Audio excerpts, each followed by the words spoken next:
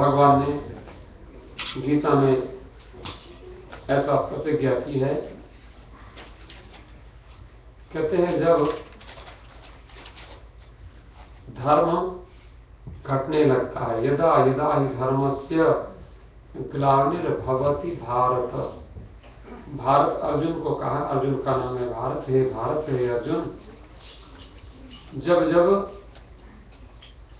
धर्म घटने लगता है, यदा यदा ही धर्मस्य ग्लानिर्भवति भारत अभ्युत्थानम अधर्मस्य, और अधर्म बढ़ने लगता है।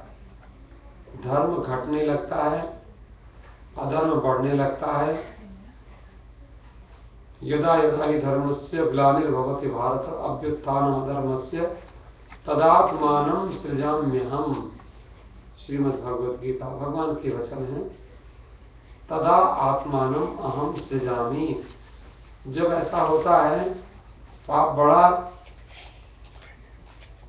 और धर्म कम हुआ, तो मैं अपने आप को सृजामि माने प्रकट करता हूं। भगवान कहते हैं मैं आपको अपने आप को प्रकट करता हूं। तो देखो कलयुग में ऐसे भी, कलयुग में जैसे सतयुग में 100% धर्म है, त्रेता में 75% धर्म है, द्वापर में 50% है, और चौथा युग है कलयुग। अब इसमें इसमें कम होता चला जा रहा है। सतयुग में 100%, त्रेता में 75%, द्वापर में 50% और कलयुग में धीरे धीरे कम होता चला जा रहा है। और जब भगवान पूरी तरह से धर्म नष्ट हो जाएगा तो भगवान प्रकट होंगे और फिर सतयुग आ जाएगा। ऐसी एक हमारे शास्त्रों की कुछ विचारना है। तो भगवान ने एक और बात कही, जहां ये गीता में कहा कि जब जब धर्म की हानि होती है, उसी बात को रामायण में गोस्वामी जी के शब्दों को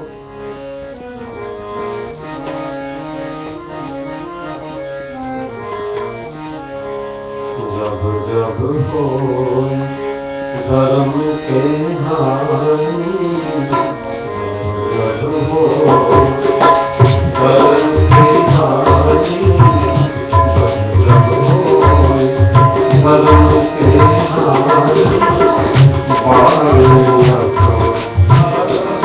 अभिमानी तब तब धर्म मनुष्य, तब तब धर्म मनुष्य,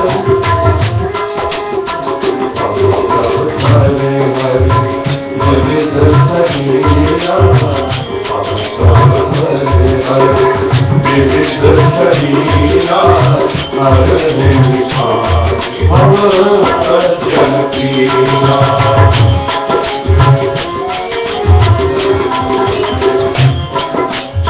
जब जब हो धर्म की हानि, बाढ़ी असम अधम अबारी असुर अधम अभिमानी, तब तब धर हरि मनुष्य विविध शरीरा, हरहि विषम भव सज्जन पीरा। बाद में कहते हैं परित्राणाय साधु नाम, मैं किस लिए आता हूं? साधुओं की रक्षा करने के लिए। विनाशाय दुष्कृताम, दुष्टों का विनाश करने के लिए। दो बात नहीं, साधुओं की रक्षा, दुष्टों का विनाश। तीसरा काम क्या है? धर्म संस्थापनार्थाय। 3 काम भगवान के अवतार के होते हैं। धर्म की स्थापना करने के लिए मैं आता हूं। संभवामि युगे युगे, मैं हर युग में अवतार लेता हूं। तो भगवान ने जो ऐसा गीता में जो वचन दिया है, तो भगवान आएंगे जरूर। और आज हम उनका ये प्रागट्य अवसर, उनके प्रकट होने का अवसर, प्रकट होने का सुंदर जन्मदिन मना रहे हैं। तो ये भगवान, मैंने आपको पहले भी कहा कि भगवान आज हमारे हृदय में प्रकट होंगे, ऐसी भावना करना चाहिए। क्योंकि उस तरह से तो भगवान आएंगे नहीं जिस रूप से, और वो आएंगे भी हमारे कलयुग में ही। सूरदास जी ने भगवान का दर्शन किया है और उनको ऐसा कोई नहीं कह सकता कि उस समय जो द्वापर, क्योंकि भगवान द्वापर में आए थे और कृष्ण अवतार द्वापर में और रामावतार त्रेता में हुआ था। लेकिन तुलसीदास जी ने कलयुग में राम जी के दर्शन किए थे, इसलिए हम लोग रामनवमी मनाते हैं। और सूरदास जी ने कलयुग में दर्शन किए थे श्री कृष्ण जी के। और कहते हैं कि सुदाम, अब देखो सोचने की बात है कि सूरदास जी ने श्री कृष्ण जी के दर्शन बिना आंखों के किए थे। सूरदास जी की आंख नहीं थी, और हमारे महात्मा ने तो ऐसा लिखा,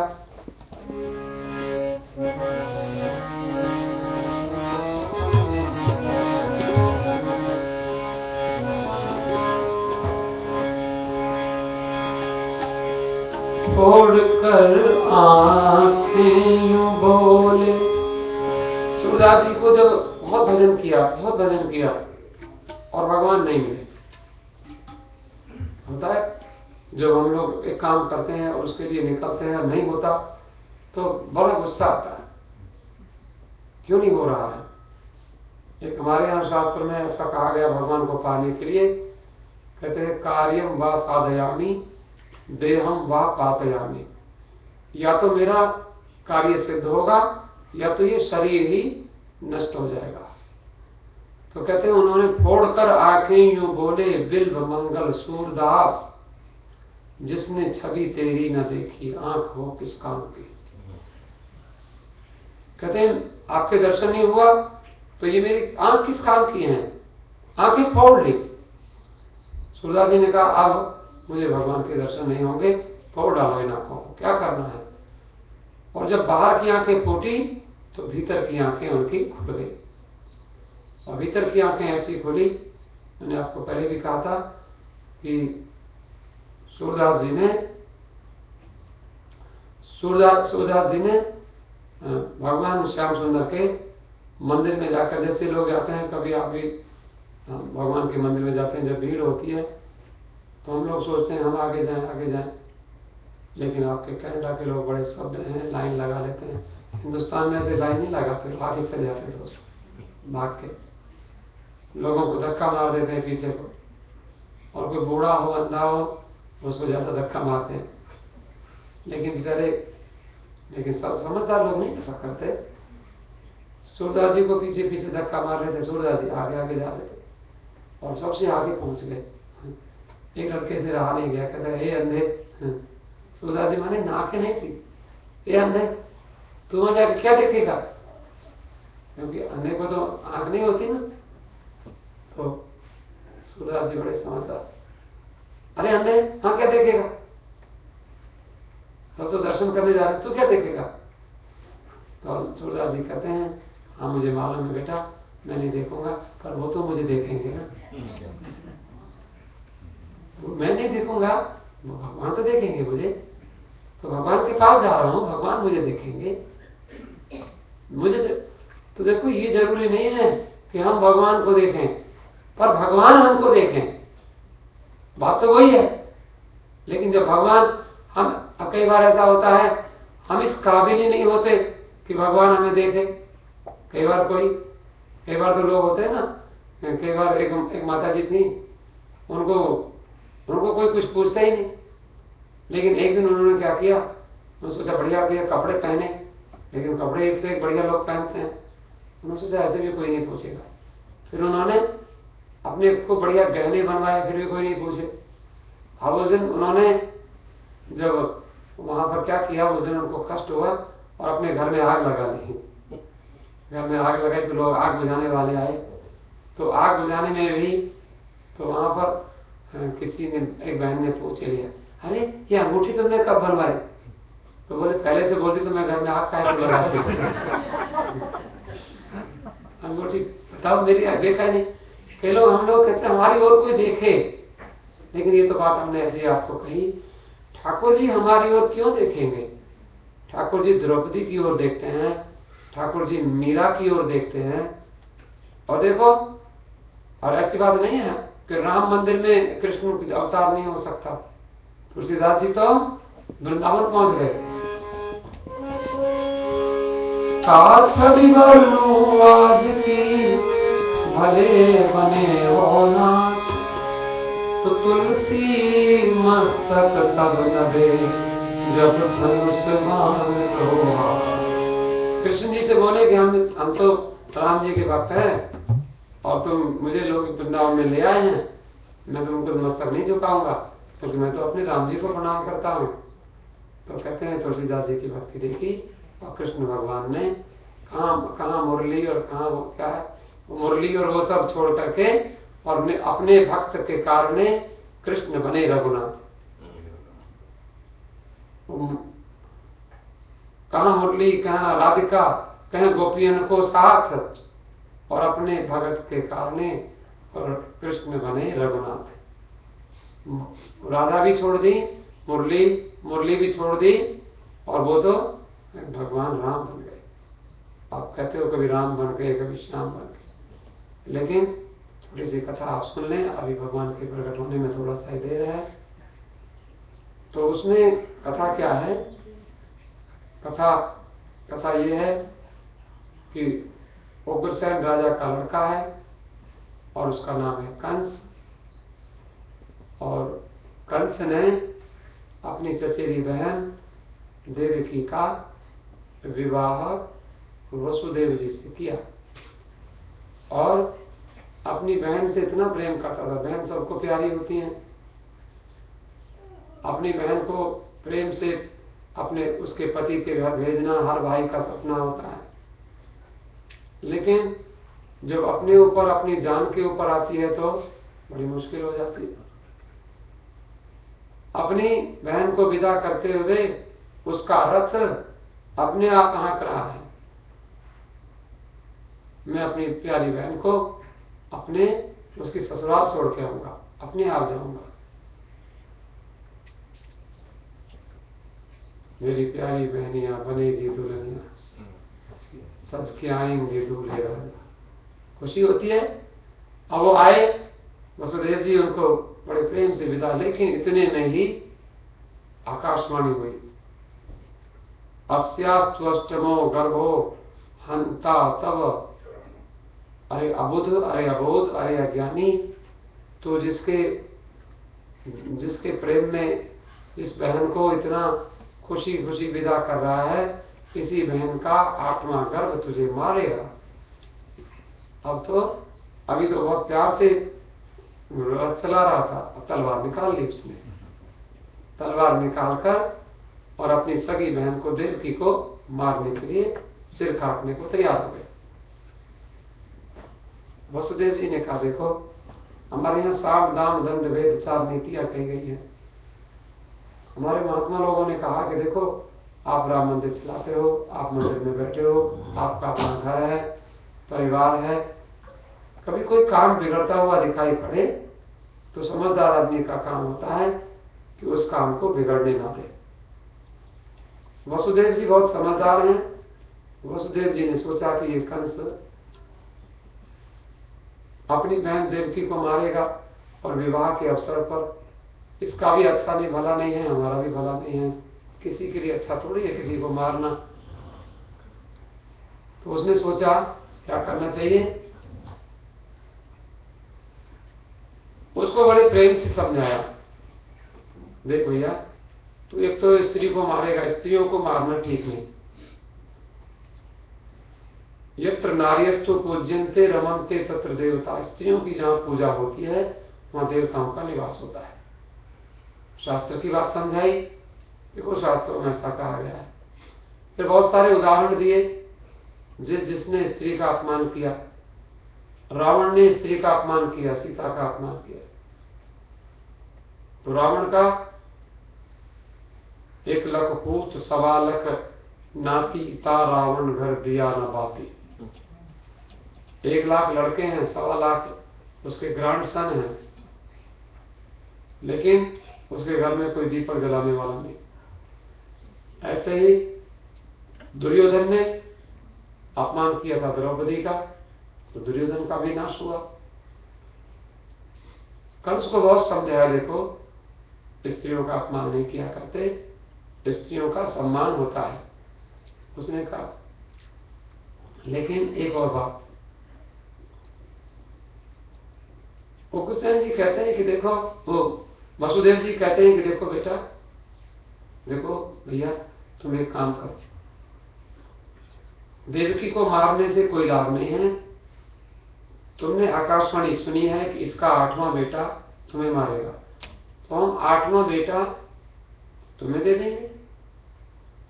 कंस ने कहा 8वां बेटा ठीक है, लेकिन जब तक इसके बेटे होंगे तब तक तुम दोनों को जेल में बंद रहना पड़ेगा। दोनों को जेल में बंद करके हथकड़ी डाल के अपने कारागृह में रखा और उस जेल खाने में एक बच्चे ने जन्म लिया। वसुदेव जी ने देखा बड़ा सुंदर बालक, उसका नाम कीर्तिमान रखा, ऐसा भागवत में कथा है। वसुदेव जी ने बच्चे को देवकी के गोद में से लेकर, देवकी को अच्छा नहीं लगा, लेकिन कंस के पास ले जाकर दे दिया कि देखो भाई ये हमारे घर में बच्चा पैदा हुआ है। कंस ने बच्चे को लिया। वसुदेव जी ने कहा था हम तुम्हें बच्चा दे दिया करेंगे, 8 बच्चे तुम्हें दे देंगे और तुम इस देवकी को मत मारो। वसुदेव जी ईमानदार व्यक्ति हैं, हम लोग विश्वास करते हैं अच्छे लोगों पर। तो कंस ने विश्वास किया, पहला बच्चा दिया। उसी समय नारद जी पहुंच गए और नारद जी बोले, अरे कंस, तूने बच्चे को लौटा क्यों दिया? कंस ने कहा कि नारद जी, मुझे आठवां बच्चा मारेगा तो मैं पहले बच्चे को क्यों मारूं? नारद जी एक फूल लेके गए, कमल का फूल। कमल के फूल में 8 पंखुड़ियां थी और नारद जी कहते हैं, बता इनमें से 8वीं पंखुड़ी कौन सी है? कंस कहता है, कहां से गिनूं? इसका मतलब क्या है? 8 पंखुड़ियां हैं, यहां से गिनोगे यहां तो वो 8वीं बनेगी, यहां से गिनोगे तो फिर वो 8वीं बनेगी, वहां से गिनोगे तो वो 8वीं। तो इसका मतलब हर पंखुड़ी 8वीं हो सकती है, पहली पंखुड़ी भी तो 8वीं हो सकती है। बोले फिर? बोले क्या पता, वो पहले ही बार में वो 8वां आ जाए और वही तुमको मार डाले। वो कंस ने कहा, आपने तो ठीक कहा, और मैंने तो उसको लौटा दिया। वसुदेव जी को कह दिया कि 8वां नहीं मारेगा तो तुम इसे रहने दो, इसको रखो। तो फिर दौड़ के गया और जाकर देवकी के हाथ से बालक ले लिया और वो मार दिया। 1 2 3 4 5 6 बच्चे मार दिए। 6 बच्चों को मारकर हमारे महात्माओं ने, जो पुराणों में ऐसी व्यास जी ने कथा लिखी है कि जब हिरण्यकशिपु, जो भगवान के जो पार्षद थे जय और विजय, वो हिरण्यकशिपु और हिरण्याक्ष बने थे। तो हिरण्यकशिपु का जो लड़का था उसका नाम था कालनेमी, और कालनेमी के 6 पुत्र थे। 6 पुत्रों ने भगवान विष्णु का भजन किया था। हिरण्यकशिपु ने उनको कहा कि तुम मेरा भजन करो, मैं परमात्मा हूं। जिसके घर में प्रहलाद ने जन्म लिया था और जिसको नृसिंह भगवान ने मारा था। तो उन बच्चों ने अपने दादाजी की बात नहीं मानी, तुम तो हमारे दादाजी हो, तुम भगवान कैसे हो सकते हो? बच्चे शुद्ध हृदय के थे, उनका मन नहीं हुआ, लेकिन उसने उनको कहा कि मैं तुमको श्राप देता हूं, मैं तुम्हें मार तो नहीं सकता, लेकिन तुम अपने पिता के हाथों से मरोगे। लेकिन कालनेमी ने सोचा कि मेरे पिता ने इन मेरे बच्चों को श्राप दिया है, मेरे हाथ से मरेंगे, लेकिन मैं इनको कैसे मार सकता हूं? ये तो मेरे बच्चे हैं, मैं तो इनको नहीं मारूंगा। लेकिन हिरण्यकशिपु ने बड़ी भारी तपस्या की थी, उसका वचन सत्य होने वाला था। तो वो बच्चे जो थे, योग माया ने उनके जीवात्मा को अपने पास रखा और एक एक करके जब ये कालनेमी कंस बन गया, द्वापर युग में कालनेमी कंस बना, क्योंकि वो सतयुग की बात थी, हिरण्यकशिपु की और प्रहलाद की बात, सतयुग की कथा है वो। तो वो जब कंस बन के आया द्वापर युग में, तो वहां योग माया ने उन जीवात्मा को बोले, अब तुम्हें अपने पिता के हाथों से मरना है। तो हम लोग समझते हैं कि वसुदेव और देवकी के बच्चे मारे थे, इसने पूर्व जन्म के अपने ही बच्चे मारे। तो हम लोग किसी के साथ किसी का कुछ बिगाड़ते नहीं हैं।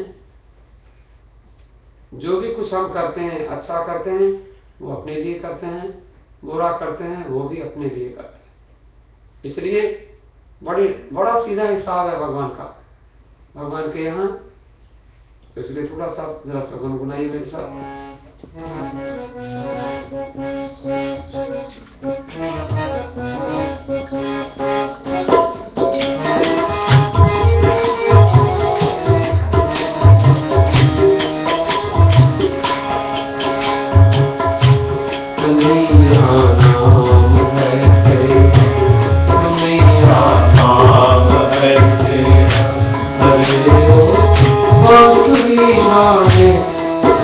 भक्तों के रखवाले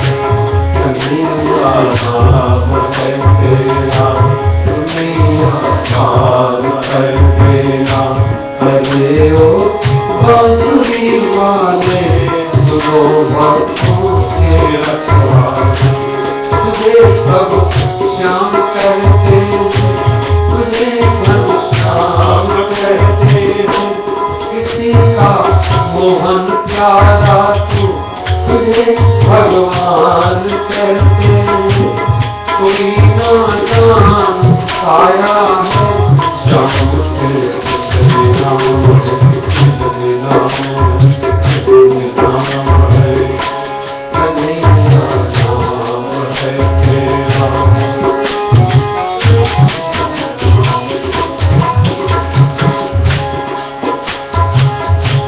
तेरा गीता का वादा है, तेरा भक्तों से नाता है, सुनाने तानूरी की नहीं तुझसे आता है। ये धरती आज कैसी है, ये धरती आज कैसी है, वहाँ मेरा प्यार श्याम है, श्याम है, श्याम है। ये जैसे भगवान ने वादा किया था, तो भगवान प्रभु आओ, वसुदेव और देवकी पुकार रहे हैं। हमने पुराणों में शास्त्रों में ऐसा पढ़ा है कि भगवान आते हैं। तो साथ में भगवान आएंगे, भगवान के पहले भगवान की शक्ति आती है। योग माया आई और योग माया प्रकट हुई। वो कैसे प्रकट हुई? यशोदा के घर में। और इधर देवकी के गर्भ में भगवान का बिस्तर आया। पहले बिस्तर कौन है? शेषनाग। शेषनाग प्रशांताकारम भुजगशयनम। जो शेषनाग के ऊपर सोते हैं वो भगवान। पहले कहा बलराम जी को तुम जाओ। शेष भगवान गए, जो त्रेता युग में लक्ष्मण बने थे, वही द्वापर युग में बलराम जी बने। लेकिन देखो मेडिकल साइंस कितना आगे बढ़ा चला था उस समय भी, कि भगवान ने योग माया को बुलाया, देवी ये हमारे बड़े भाई साहब हमारी माँ के गर्भ में गए हैं, आप ऐसा करो। भगवान ने कहा उनको जल्दी से, जो वसुदेव की एक पत्नी रहती है वो गोकुल में, उसका नाम है रोहिणी, तुम रोहिणी के गर्भ में इनको रख दो। तो एक माँ के जैसे आजकल हम लोग सरोगेट मदर देखते हैं, सुनते हैं, तो कहते हैं वो कोई नई बात नहीं, बहुत पुराने जमाने में ऐसा था कि वहां से निकाला। बल्कि ये टेक्नोलॉजी तो और भी जबरदस्त है कि माने पले पलाए बच्चे को निकाला, पेट में पड़े हुए बच्चे को निकाला और ले जाकर वहां उस रोहिणी के गर्भ में स्थापित किया योग माया ने। और वो बालक देवकी का बच्चा नहीं हुआ। आज तक दुनिया में परीक्षित ने ये कथा सुखदेव जी से पूछी थी कि प्रभु हमने सुना है, हमने ये तो बहुत सुने, एक माँ के दो बच्चे हुए, एक बार में ही दो बच्चे पैदा होते हैं, तीन होते हैं, चार भी हो जाते हैं, बड़े चमत्कार होके। लेकिन ऐसा नहीं सुना कि एक बच्चा दो माँ के पेट में रहा हो। ये कैसे रहा? तो ये कथा सुनाई। बलराम जी वो रोहिणी के गर्भ में गए। कंस ने देखा कि भाई सातवां बच्चा कहाँ गया? सातवां बच्चा, देवकी गर्भवती तो थी, तो कहाँ गया? उन्हें लगता है वो गर्भ नष्ट हो गया।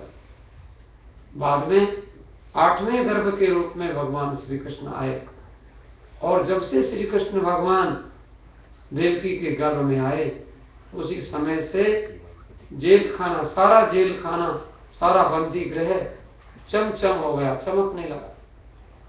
आप देखो किसी किसी मंदिर में बड़ा आनंद होता है, किसी किसी मंदिर में बैठो तो मन लगता है। राम मंदिर भी उनमें से एक मंदिर है, मुझे तो लगता है, आप लोगों को भी लगता होगा। कई जगह ऐसा होता है, किसी मंदिर में जाओ ऐसे लगता है यहाँ भूत रहते होंगे, वो मन ही नहीं लगता, मतलब भूत कहते भागो भागो ऐसे भागो। और कभी कभी कोई लोग आएंगे तो वहां आकर के वो लड़ाई झगड़ा करने लगेंगे, कोई आएंगे तो संसार की बातें करने लगेंगे, ऐसा होता है। लेकिन राम मंदिर में आप कितने अच्छे हो, आप यहाँ सत्संग की बात करते हो, अच्छी बात करते हो, अच्छी कथा सुनते हो। यहाँ हमारा बोर्ड भी बहुत अच्छा है, सभी लोग, आप लोग बहुत अच्छे, भगवान की बड़ी कृपा है। तो जब गर्भ में भगवान आते हैं ना, हमारे मंदिर में ठाकुर जी विराजते हैं, यहाँ जन्माष्टमी मनाई जाती है, रामनवमी मनाई जाती है, माता के नवरात्र मनाए जाते हैं, तो भगवान को अच्छा लगता है। भगवान जब आए तो सारे के सारे देवता सब वहां जेल खाने के बाहर आकर खड़े हो गए। ब्रह्मा जी आ गए, इंद्र आ गए, वरुण आ गए, कुबेर आ गए, सब देवता। और सब देवता आके, आप याद रखो, आप जितने लोग बैठे हो सब देवता ही तो। जब भगवान आते हैं सब देवता आ जाते हैं और सब देवता भगवान की स्तुति करते हैं, भगवान को पुकारते हैं। आप भी भगवान को पुकारो, तो पुकारोगे तो उनको आना पड़ेगा, पुकारोगे तो उनको आना पड़ेगा, आना पड़ेगा। मगर चाव से हम नम्र भाव से ही तुमको बुलाना पड़ेगा, मगर चाव से हम नम्र भाव से ही उनको बुलाना पड़ेगा। पुकारोगे तो उनको आना पड़ेगा, आना पड़ेगा।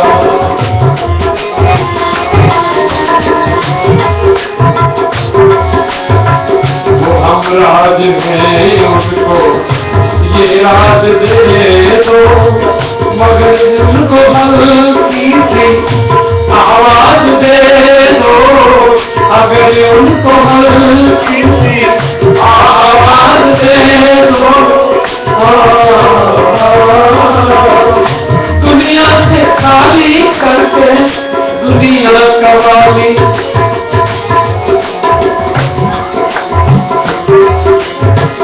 अगर मन ये मेला किसी और ना हो, इस मन कोठरी में कोई और ना हो, अगर मन ये मेला किसी और ना हो, मन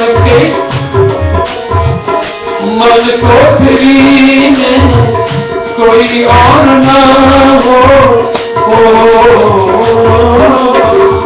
दुनिया से खाली करके दुनिया कवाली में बिताना पड़ेगा, दुनिया कवाली में बताना पड़ेगा। पुकारोगे तो उनको आना पड़ेगा, आना पड़ेगा, आना पड़ेगा, आना पड़ेगा।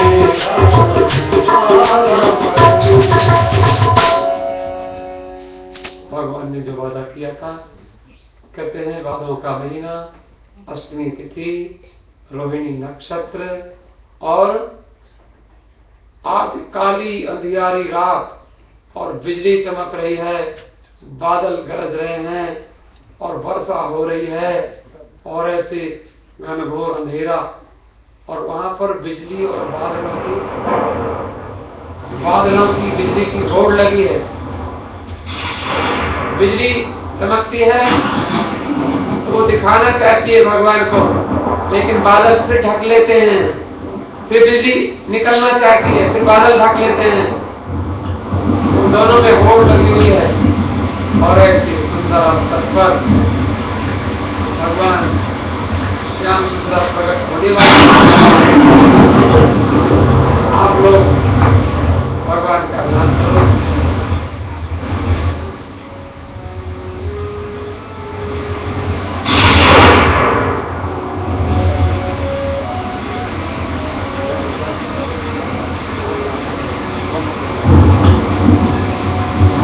वाले मोहन जरा मुझे सुना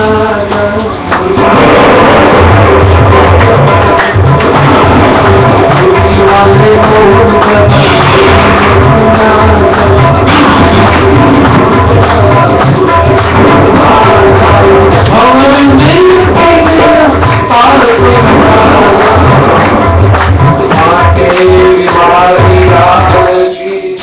कृष्ण भगवान की जय। भगवान श्याम सुंदर आए और कहते हैं ऐसे दिव्य अवसर पर भगवान जब प्रकट हुए तो कहते हैं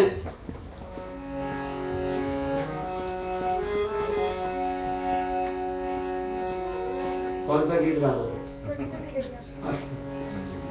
जब प्रगटे श्री भगवान जेल दरमियान मुरलिया वाले, और सब जेल के खुल गए ताले, जेल के ताले खुल गए महाराज ऐसा। और सब बुलाए छोटी छोटी गैया छोटे छोटे बाल, छोटे छोटे गैया छोटे छोटे बाल, छोटो छोटो छोटो छोटे जो बदन गोपाल, छोटी छोटी गैया छोटे छोटे बाल, छोटी छोटी गैया छोटे छोटे बाल, छोटो छोटे जो बदन गोपाल, छोटो छोटे जो बदन गोपाल, छोटी गैया छोटे छोटे बाल, छोटी छोटी गैया छोटे छोटे बाल, छोटो छोटे जो बदन गोपाल, छोटो छोटे जो बदन गोपाल, आगे न दुनिया पीछे पीछे बाल, आगे आगे गैया पीछे पीछे बाल, आगे आगे गैया पीछे पीछे बाल, आगे आगे गैया पीछे पीछे बाल, बीच में मेरो बदन गोपाल, बीच में मेरो बदन गोपाल, छोटी छोटी गैया छोटे छोटे बाल, छोटी छोटी गैया छोटे छोटे बाल, छोटो छोटे मेरो बदन गोपाल, छोटो छोटे बदन गोपाल।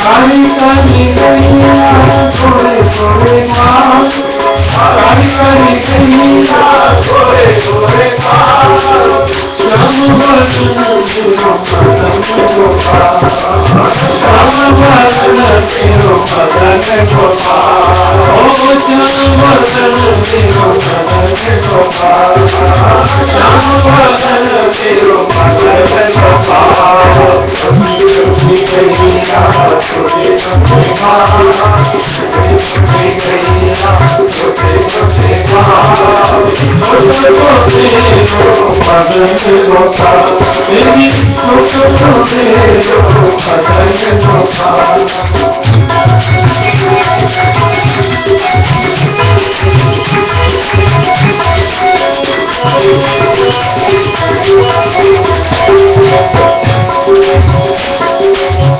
आज खाए गैया दूध की माँ, आज खाए गैया दूध की माँ, मक्खन खाए तेरो बदन गोपाल, मक्खन खाए तेरो बदन गोपाल, ओ मक्खन खाए तेरो बदन गोपाल, छोटी छोटी गैया छोटे छोटे बाल, छोटी छोटी गैया छोटे छोटे बाल, छोटे छोटे जो बदन गोपाल, छोटे छोटे जो बदन गोपाल।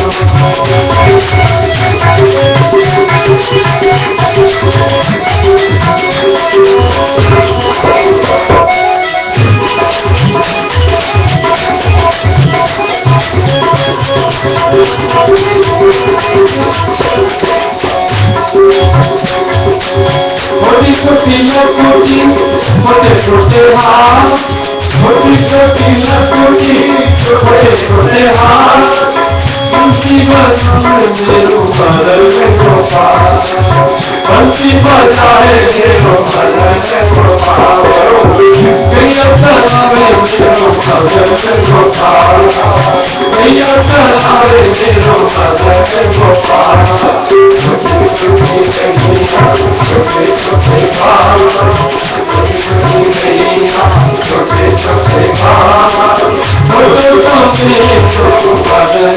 गोपाल तो मेरो भजन गोपाल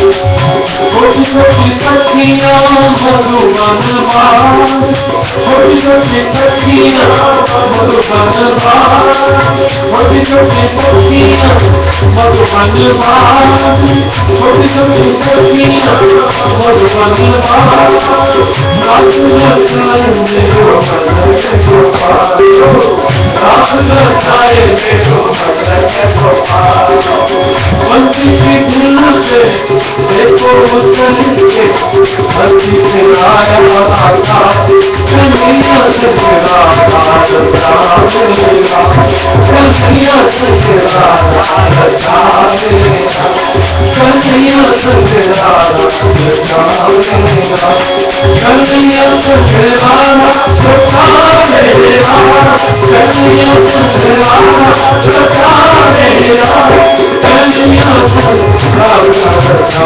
मेरा कन्हैया से राधा मेरा बंसी की धुन से देखो चल के बंसी की धुन से देखो चल के बंसी पे आया राधा कन्हैया से राधा मेरा कन्हैया से राधा मेरा कन्हैया से राधा मेरा कन्हैया से राधा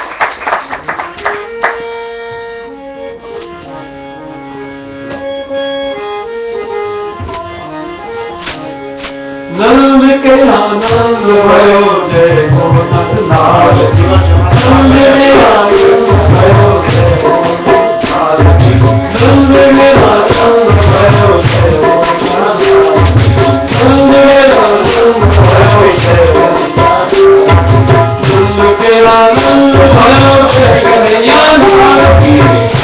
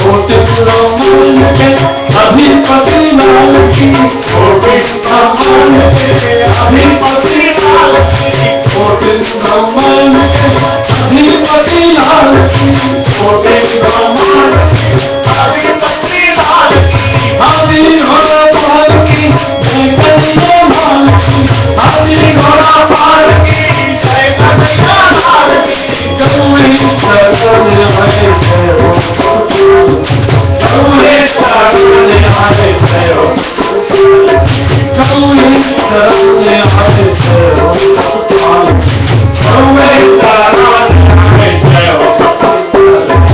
पूनम से चंद्र शोभा है काल की, पूनम से चंद्र शोभा है काल की, पूनम के चंद्र शोभा है काल की, पूनम के चंद्र शोभा है काल की, हाथी घोड़ा पाल की जय कन्हैया लाल की, हाथी घोड़ा पाल की जय कन्हैया लाल की, मंग भयो जय लाल की, आनंद मंग भयो जय लाल की, आनंद मंग भयो जय लाल की, आनंद मंग भयो जय लाल की, आनंद मंग भयो जय लाल की, आनंद मंग भयो जय लाल की, आनंद भयो जय कन्हैया लाल की, आनंद भयो जय कन्हैया लाल की, भक्तों के आनंद भयो जय कन्हैया लाल की, भक्तों के आनंद भयो जय कन्हैया लाल की, जय मुरारी लाल की जय कन्हैया लाल की, जय मुरारी लाल की जय कन्हैया लाल की, हाथी घोड़ा पाल की जय कन्हैया लाल की, हाथी घोड़ा पाल की जय कन्हैया लाल की, जय यशोदा लाल की जय हो गोपाल की, जय यशोदा लाल की जय हो गोपाल की, आनंद भयो जय लाल की, आनंद मंग भयो जय लाल की, आनंद भयो जय लाल की, आनंद मंग भयो जय लाल की, आनंद में बोलो जय हो लाल की, आनंद में बोलो जय हो लाल की, आनंद में बोलो जय हो लाल की, आनंद में बोलो जय हो लाल की, जय हो लाल की, जय हो लाल की, जय हो लाल की, हाथी घोड़ा पाल की जय कन्हैया लाल की, हाथी घोड़ा पाल की जय कन्हैया लाल की, जय हो लाल की, पावन प्रतिपाल की जय हो लाल की, पावन प्रतिपाल की जय हो लाल की, पावन प्रतिपाल की जय हो लाल की, पावन प्रतिपाल की, आनंद मंग भयो जय लाल की, आनंद मंग भयो जय लाल की, आनंद मंग भयो जय लाल की, आनंद मंग भयो जय लाल की, आनंद मंग भयो जय लाल की, आनंद मंग भयो जय लाल की। बाल कृष्ण भगवान की जय। विनोद जी बनाएंगे, बताइए। धन्यवाद। अच्छा ठीक है, हाँ नहीं कोई बात नहीं, जो आपको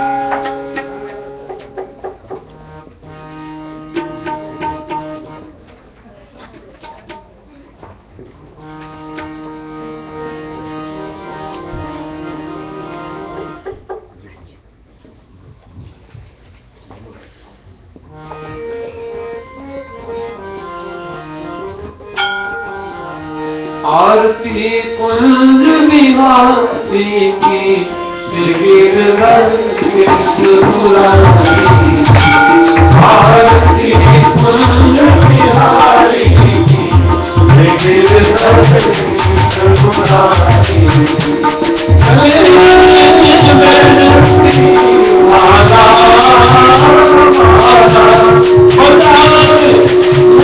मधुर बाला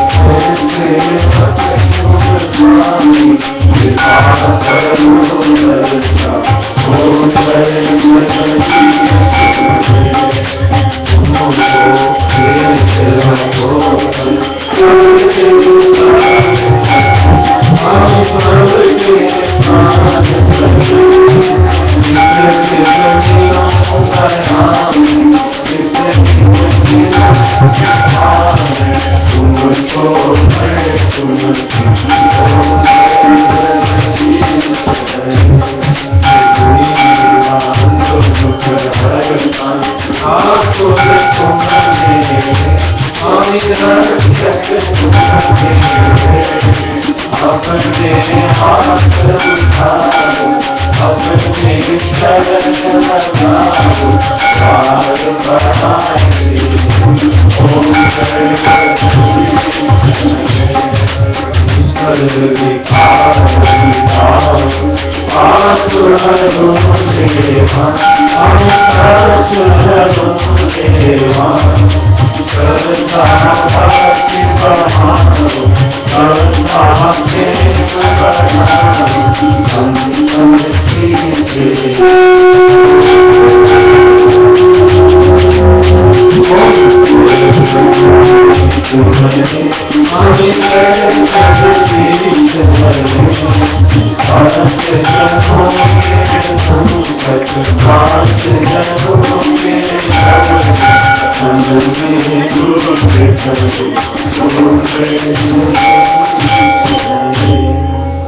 कर्पूरगौरं करुणावतारं संसारसारं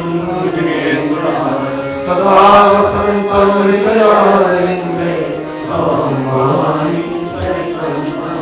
मङ्गलं भगवान् विष्णु मङ्गलं गरुडध्वज मङ्गलं पुण्डरीकाक्ष मङ्गलायतनो हरे मेघमाता च पिता त्वमेव त्वमेव बन्धुश्च सखा त्वमेव विद्या द्रविणं त्वमेव त्वमेव सर्वं त्वमेव सर्वं ॐ यो शान्तिरन्तरिक्षगुं शान्तिपृथिवी शान्तिरापः शान्तियोषधयः शान्तिवनस्पतयः शान्तिविश्वे देव शान्तिब्रह्म शान्तिसर्वगो शान्ति शान्तिरेव शान्तिसामा शान्तिरेव ॐ शान्ति शान्ति शान्ति कृष्ण कन्हैया लाल की लाल कृष्ण भगवान की नटवर लाल की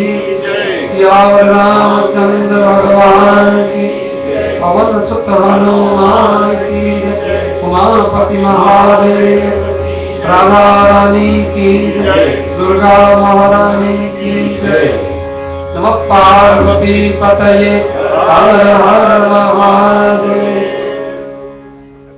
विनोद जी से प्रार्थना है कि बताए गीत नहीं भगवान का